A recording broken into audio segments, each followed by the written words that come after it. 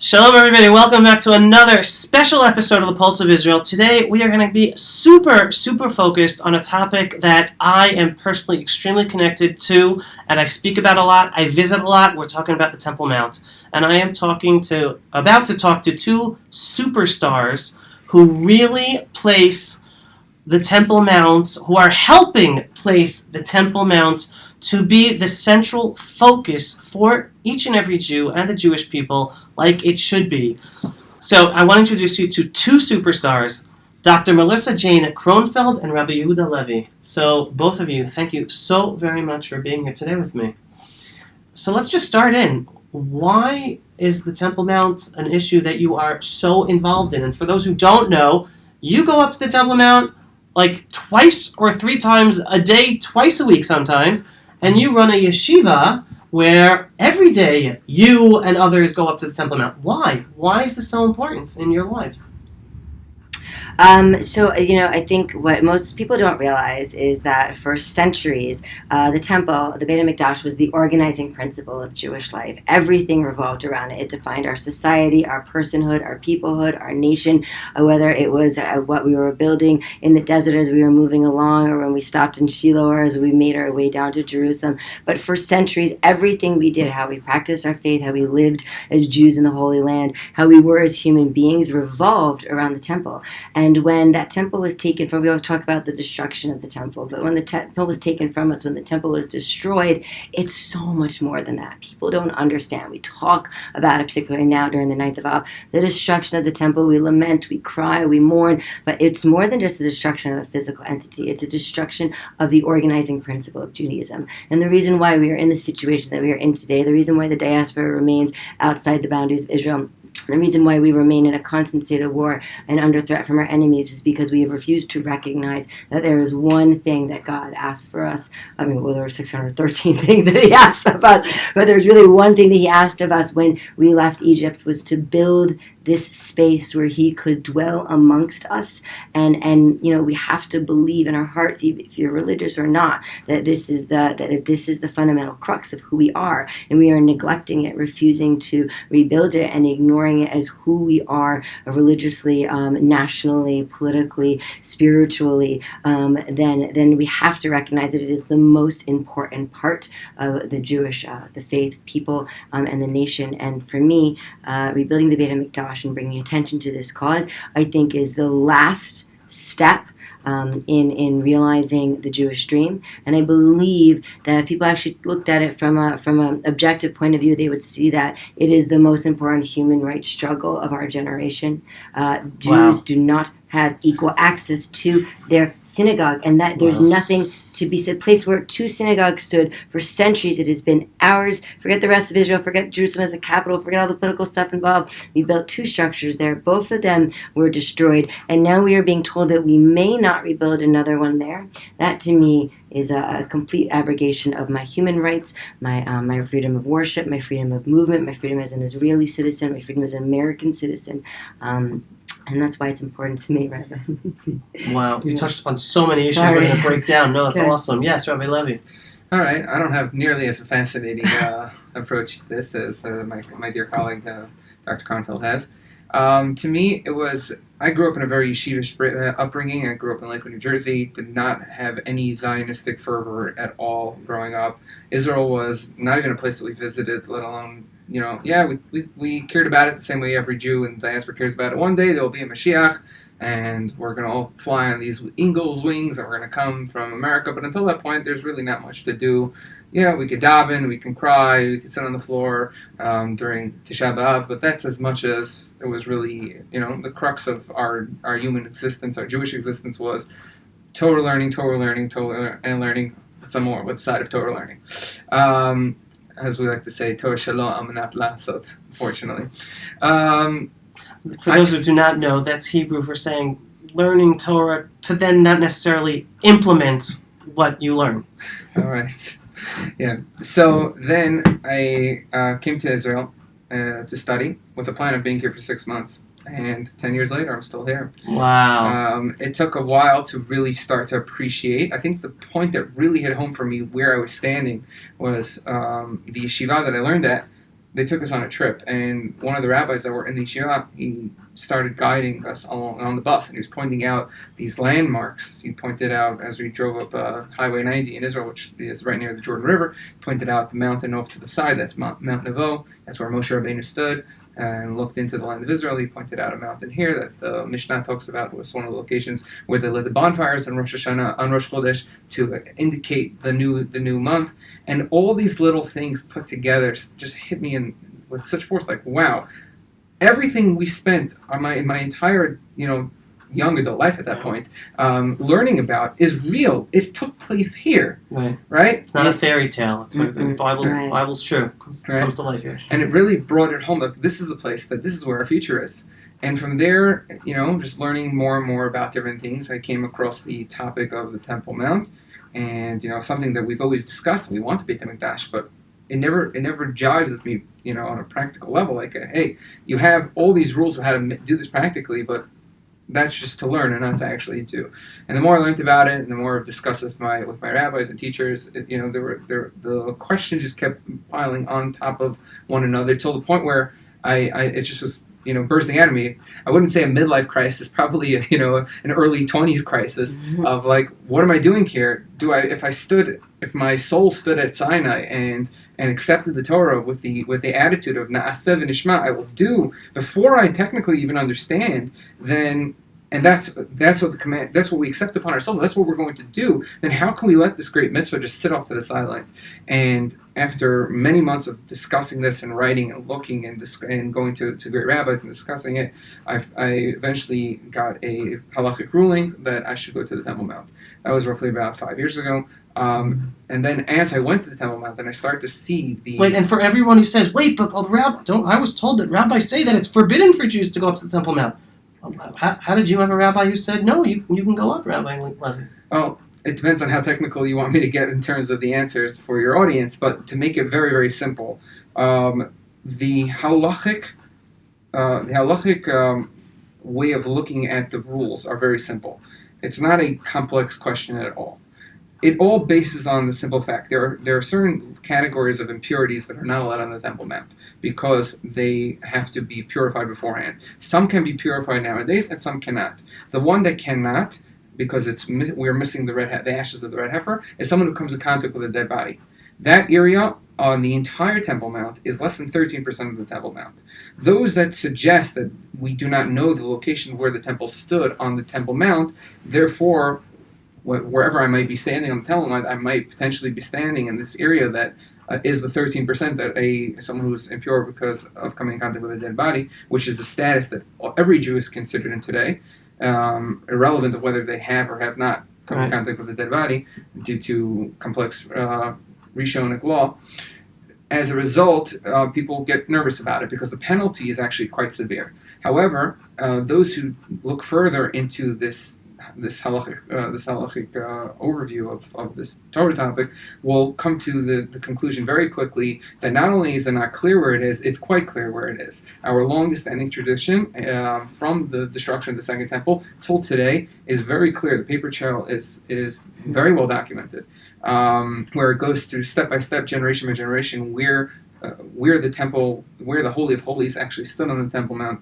So it's actually, once you get to this idea that we have a starting point where we can map out the temple on the Temple Mount using the precise measurements put forth in Tractate Midot in the Mishnah, it's pretty easy to map out where that area, the forbidden area, is, which can only be on the elevated platform in the center of the Temple Mount. As a result, if one would technically just go to the Temple Mount and avoid that elevated platform in the center where the Dome of the Rock sits, there is zero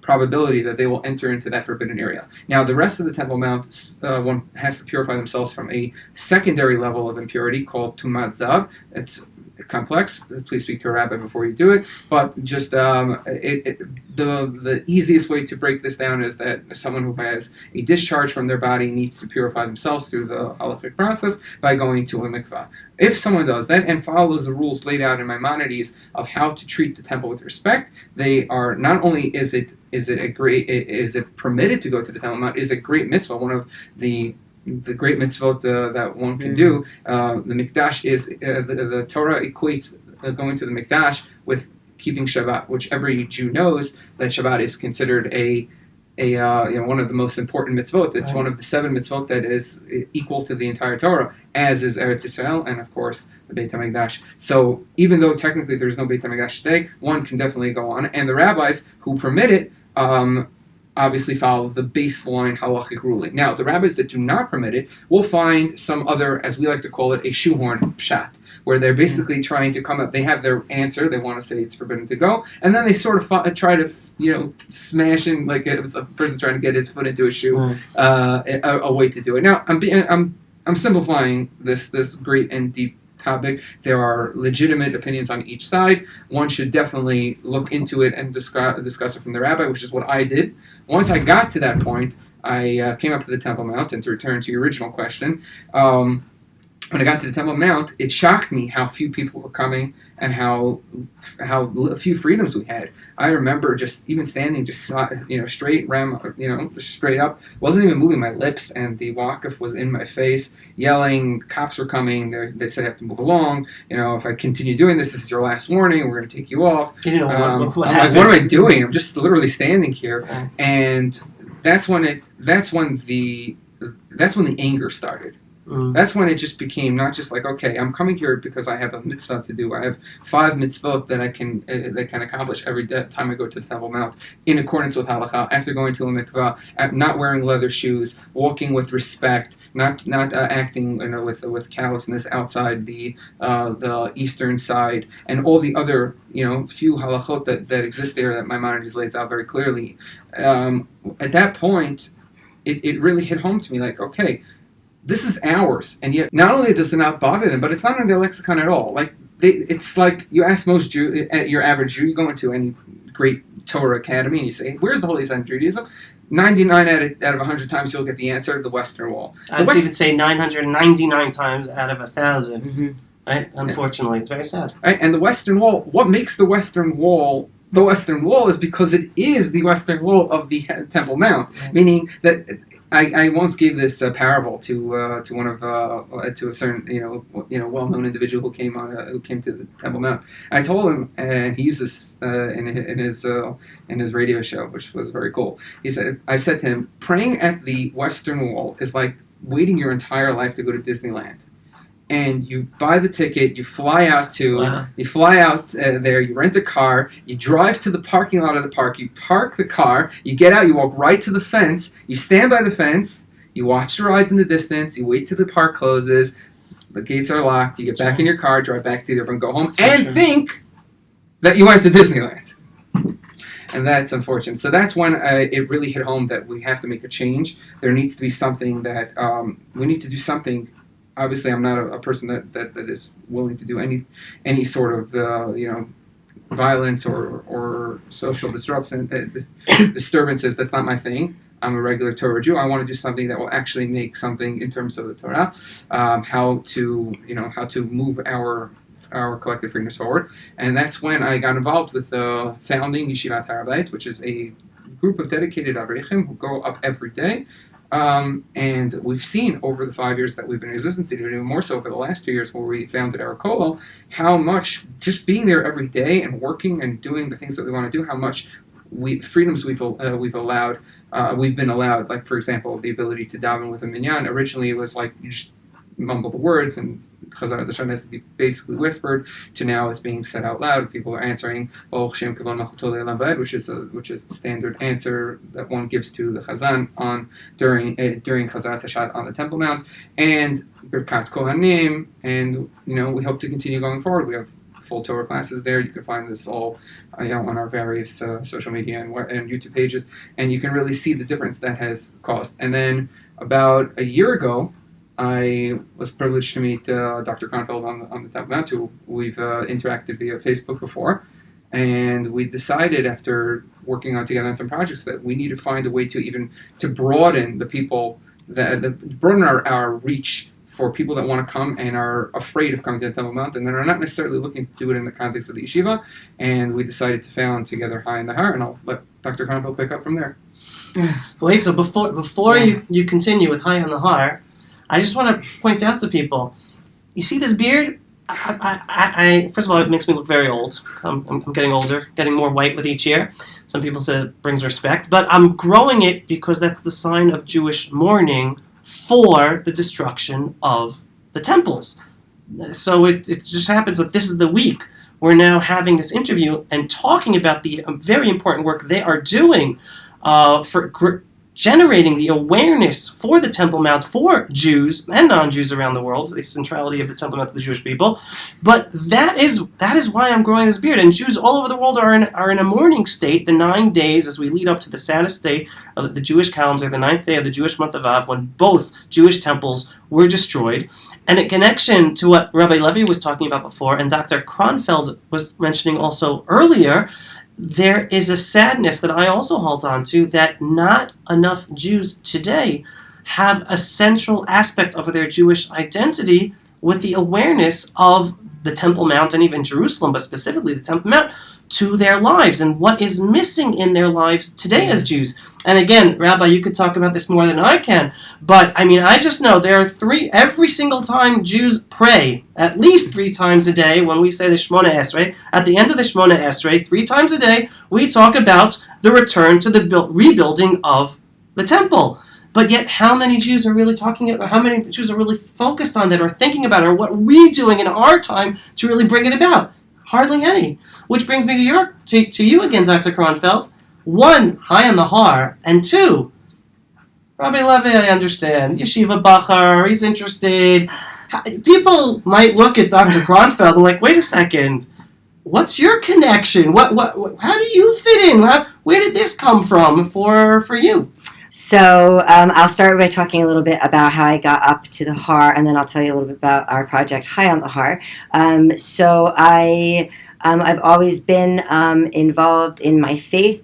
People obviously may not look at me and see the same kind of yeshivish look that my dear friend and partner and colleague has. But being a religious person was always extremely important to me. I grew up in a Reformed family, but from there, it wasn't really enough for me. And when I was 17, 18, I met my first Chabad rabbi, and it sucked me in. From 17 to about I would say probably about 30, I was deep in the Chabad space. I didn't move to the Crown Heights. I wasn't, that kind of Chabad, but that was where I attended shul. That's where I really learned about Judaism at the Orthodox level. And so when I came to Israel, when you come here, you can't avoid living a Jewish life. You live a Jewish life here in a very different way.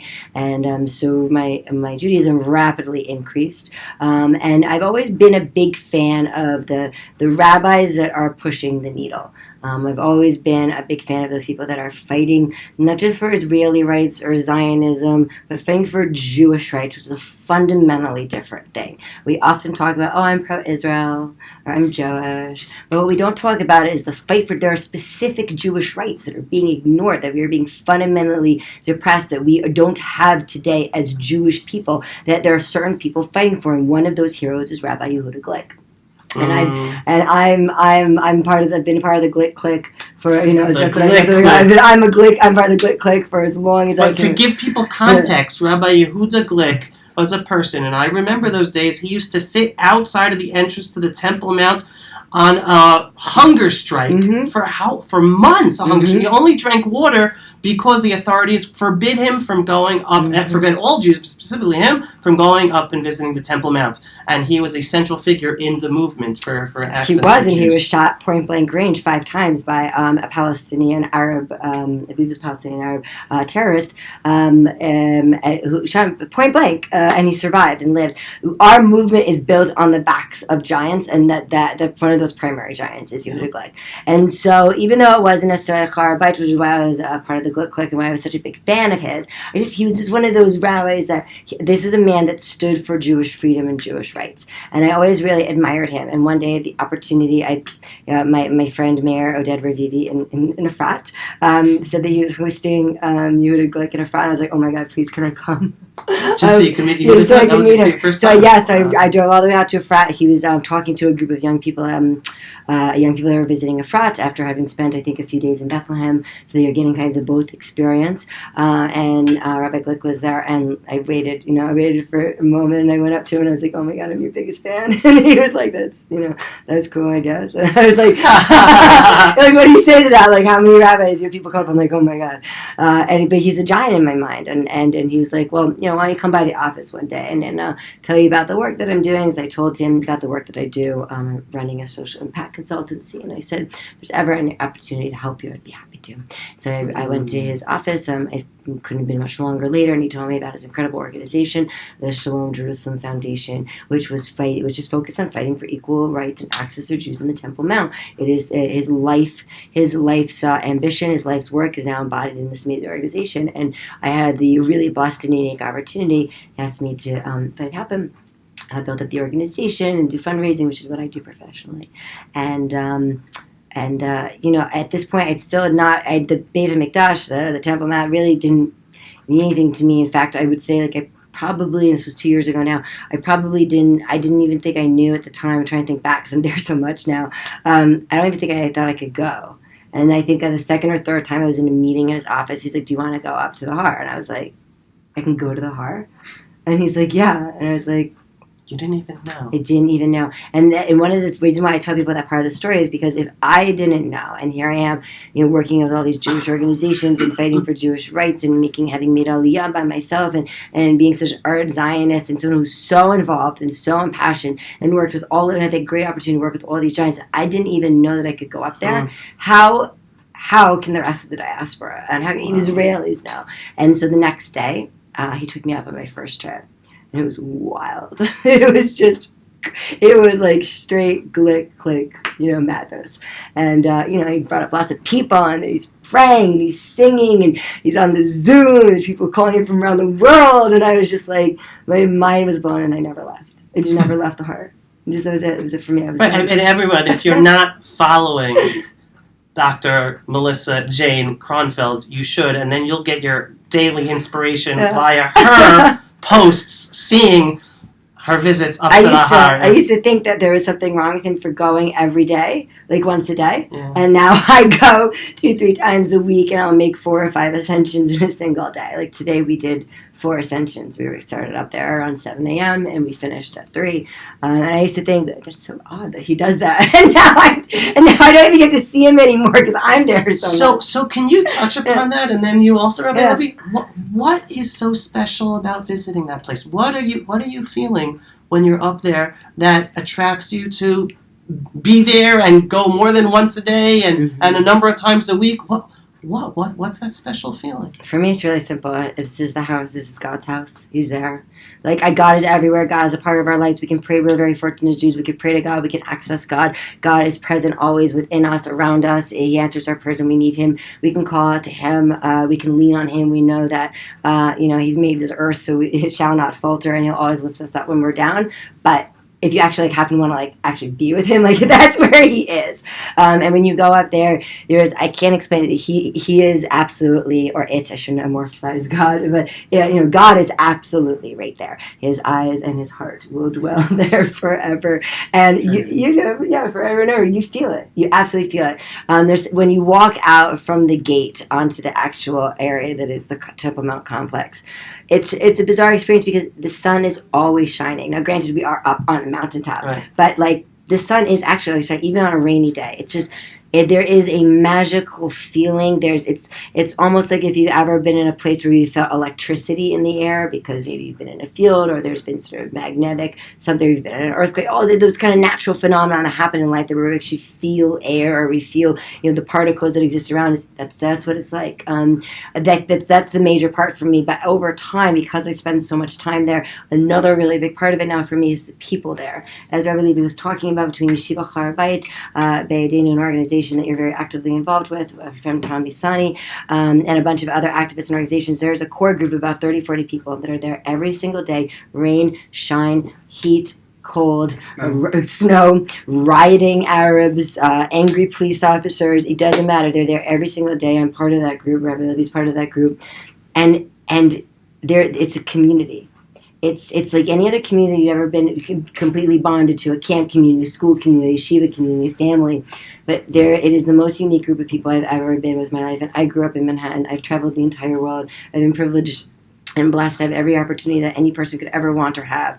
But my Har family, there's nothing like her Har family, right? That's the Temple Mount. Her Temple Mount family. Temple Mount family. It's astounding. We've got the people, the backgrounds. We are so diverse. And there's no other place in the world where this core group of 30 or 40 people would ever be together. I mean, just the fact that me and Rabbi Levi, we're partners and we create this organization together, and we're working so hard on fighting for these fundamental reasons. You could just see that the differences between us. So you can imagine now pick 30 different other people that are nothing like him, nothing like me. Some who don't even speak a word of English. Yeah. We have, and all different backgrounds, all different, they've come from all different countries. They've transformed and changed. Everyone up there has a story, a transformative story that has made them committed to the Har. And none of the two are the same. But they are magical and brilliant. And when you collect and you hear these stories, you realize this is a very powerful place. There's absolutely no way that 40 people can have such miraculous things happen to them. Unless it has something to do with the same thing that they're doing. We're all going to this place. We're praying and we're fighting quietly and we're pushing the needle and we're bending and breaking the rules, and we are slowly ending the apartheid that exists on the Temple Mount. And miraculous things are happening to all 40 of us. Wow. And there's only one organizing principle behind that, and that's the Temple Mount. And that goes back to what I said in the beginning, is that the Jews have lost the organizing principle. They have lost what has bound them together for centuries. They have lost the thing that God wants them to have most, and which can keep them, both in His favor and in the favor of ourselves. So, your turn, Rabbi. What's your feeling? What's that special feeling for you up there? And then I'll throw in mine. Yeah, I would love to hear It's hard to say in terms of, it's hard to quantify it, really. There is something unique that's there. Now, what's fascinating is that according to the Torah, the times that your average person were to go up to the Temple Mount was 3 times a year. And that was considered the ideal. Yeah, right? There was a active mitzvah for one to go up to the Har Bayit, to the Beit HaMikdash, during Sukkot, Pesach, and Shavuot. By the way, on that point, I'm very lucky. Back when I was a yeshiva bacher 30 years ago, I purchased, and my parents purchased for me, this special machzorim, right? The special prayer books we use for those 3 holidays: Sukkot, Pesach, and Shavuot. That is the temple, the Temple Mount, the Temple set prayer books, where the whole focus is on the Temple Mount. Because so many Jews today, we say those prayers on those 3 holidays, totally disconnected from the ultimate purpose of those holidays, which was the Jews to connect to the Temple Mount in Jerusalem. And yet those are the machzorim I use. I'll just add to that before I go back to the question that you asked me. Was that I grew up in New York, in the New York area, right? Like I've mentioned before, and it's considered standard, unfortunately, for people to go to their parents for the holidays, especially those that are similar to me, that have moved from the diaspora to Israel. At the end of the day, it's hard to live here by yourself, especially without any family. And people have this urge to go back home to be with family by the holidays, and everybody can understand such a thing and concept. And yet, I get a lot of pressure from my family members, like, oh, why don't you come for Sukkot? Come, fly over to America for Sukkot. We'd love to host you. Well, we can't wait for you to see your kids. We haven't seen your kids in so long. And it kills me, this idea that I'm sitting here in Israel and I hear the Torah, and I'm gonna have to listen to the Baal Koreh, the person reading the Torah scroll on the Chag, say the following words: Shalosh pamim b'shana yireh kol zchurecha et pnei Hashem Elokecha b'makom asher yibchar. 3 times a year you should see it. You should see Hashem your God at the place that He chose. B'chag Matzot, b'chag Shavuot, b'chag Sukkot, at those 3 holidays. And I'm thinking, I would think to myself, like, here I am. It's one thing if I was living in diaspora for whatever reason, and I said, you know what? Okay, that's something to aspire to. One day I'll be able to be on the mountain and be there for the holidays by the temple. But like, I was literally in Jerusalem, and I said, you know what, God? Nah, I'm just gonna go to America now. You tell me to be here 3 times a year. I'm gonna say, I'm just gonna head out. So that's something that really irks me as well. So yeah, that should add to your point. Now, back to this overall general this general question. Ideally, a person would go to the Temple Mount, and by extension, the temple for very specific purposes, right? The person doesn't just walk into a courtroom, and to use that as a parable, right? You don't just go to the courtroom for no reason, right? You go there to connect to something or to take care of a certain type of business. Going to the Temple Mount has been set aside since the dawn of creation. Since Adam, since Noah, since Abraham, Isaac, Jacob, wherever you look throughout our long history, the Temple Mount was always the central location for prayer, for supplication, and for repentance since the dawn of time. So much so that the Midrash tells us that the first thing that was ever created was the Even Shetiyah, the first stone, which from there the rest of the universe was created. And that stone is currently located in the Holy of Holies, which is now unfortunately covered by the Dome of the Rock. That's the rock. That is the rock. Sachra in Arabic, right? Even Shetiyah in Hebrew. And that is the place where everything, the first thing that has ever been created, and that's where our sages teach us is the doorway to heaven. So yeah, it's set aside as the premier place for prayer. People would go there for all reasons, and not only that. When Solomon built the temple, God actually gave him his guarantee that prayer would be answered there. So in terms of a premier place, people spend all sorts of money and do all sorts of things and travel all over the world to go to that unique place where they're going to be able to connect to their Creator, whether it's by going to a gravesite of a holy tzaddik, a righteous man, or wherever it is that they feel that they could connect to, whether it's going. People unfortunately even leave the Israel to go to the diaspora for these things, and yet you have the one location where God Himself has given His guarantee, as Dr. Kronfeld mentioned so beautifully and eloquently before, and my eyes and my heart will be there for eternity. When God answered Solomon's prayer, those were the words He used. He said, "I heard your prayer, I accept it, and I choose to leave my divine presence right here for eternity." So yeah, it's not just a place that we should be, technically just going carte blanche. There has to be a reason why a person wants to go there. That being said, when everything I just said would be true if the temple was actually stood there. But right now, the reality is the exact opposite. Right now, unfortunately, those that are there defile the place constantly with soccer, with or football if you're from the UK or anywhere other than America. Gun and sword play. Yes, Calisthenics, snowball fights. Today we saw picnics. a hula hoop class. Hula hooping Which is class. fascinating. Burqa hula hooping class. It breaks your heart to see the way the mount has been treated. Garbage everywhere. It's piles of trash, broken windows, lattices.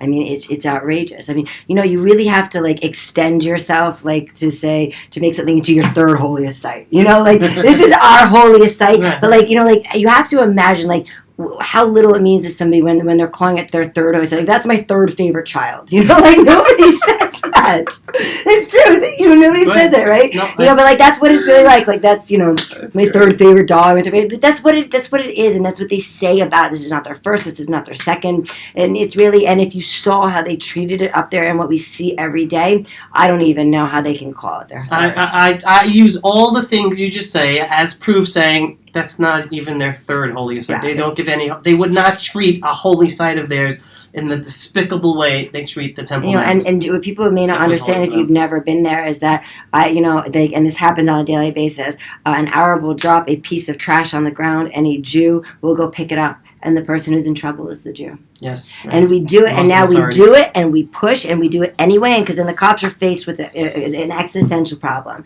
And we're always trying to, and we're not always trying to, we're trying to put the cops in this kind of existential space where they have to kind of weigh the absurdity against the morality of the decisions that they're making up there. And one example of that is picking up the garbage. Okay, so that guy throws a piece of garbage on the ground, I pick it up, and you tell me that I can't do that. So what's your next step?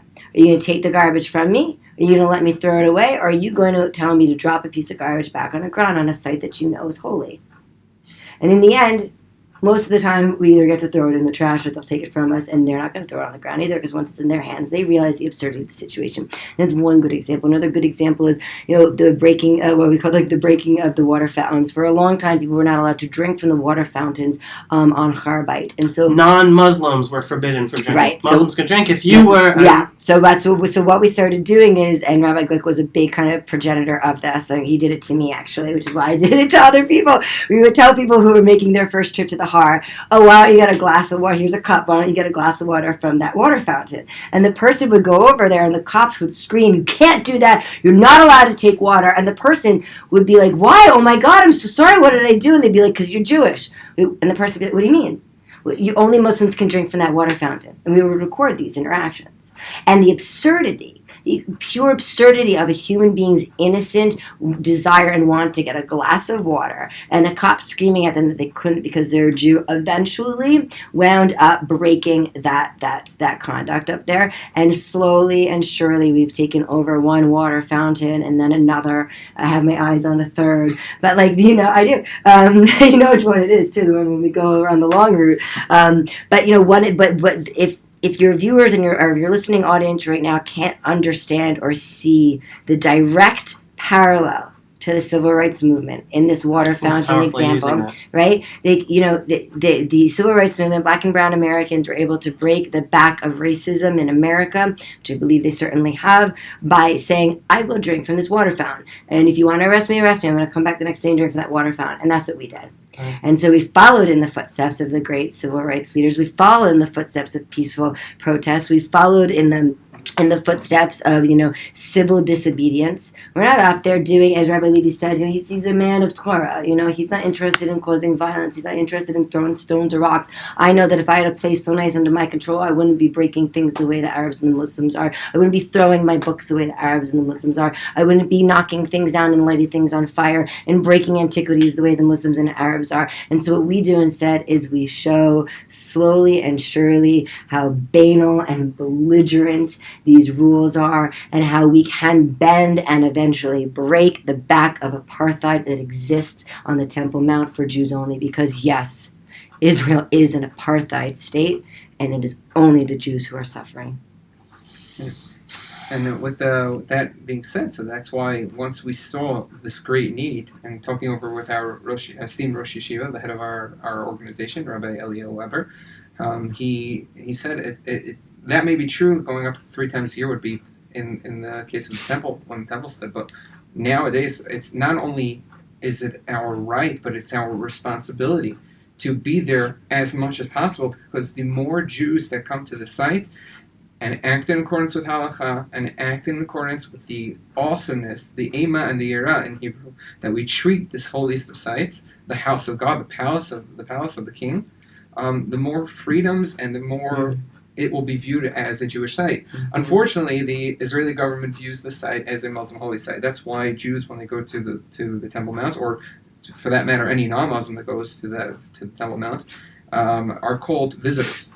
We're not called pilgrims. We're not called people that are there. We're referred to as visitors. All right. They'll report. The police will report every day how many visitors came to the Temple Mount. Visitors. This is our home.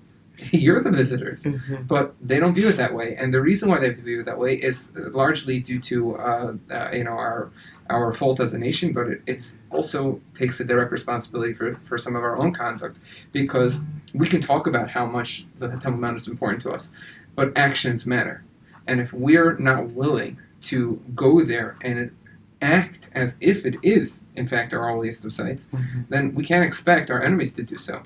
One of the things we show on our tour is something that I hate to even describe in person, because it breaks my heart every time I see it, is that on the western wall, the very Herodian wall of expansion that all the Jews pray, what they call the Kotel HaMaravi today, the western wall, in that very same wall are 2 graves, the graves of King Abdullah of Jordan, and a crypt of 6 bodies. I'm not going to mention all of them, but one who stands out in particular, may his name be blotted out, is Abdulhader Al Husseini, who led who was the Mufti of Jerusalem's right-hand man, and led by proxy his war against the Jews between the years of 1947 till 1948, before he was killed thank God, in Castel, and he's buried in the Temple Mount. He's buried on the holiest site in Judaism. This enemy, who's responsible for how many countless, of maybe even hundreds of Jewish deaths, is buried in our holiest of sites. And not only does it not bother us, but nobody even cares.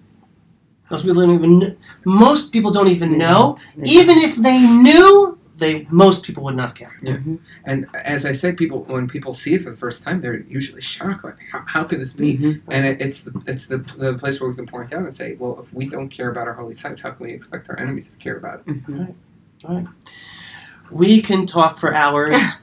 This is such an important topic. And again, as you hopefully are hearing about, these are two superstars on the front lines raising the awareness for more Jews, everybody, but specifically more Jews, to be not visiting, but to be going up to the holiest site to the Jewish people.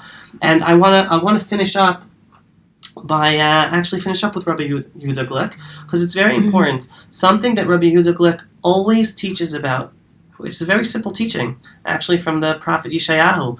And he basically explains to us all. The prophet tells us, right, the Temple Mount is supposed to be a place for Jews and all the nations to go up and pray to God. Mm-hmm. And that is the secret to the power that the Temple Mount will release, that God will release via the Temple Mount when we as a people, as the Jewish people, reclaim the Temple Mount.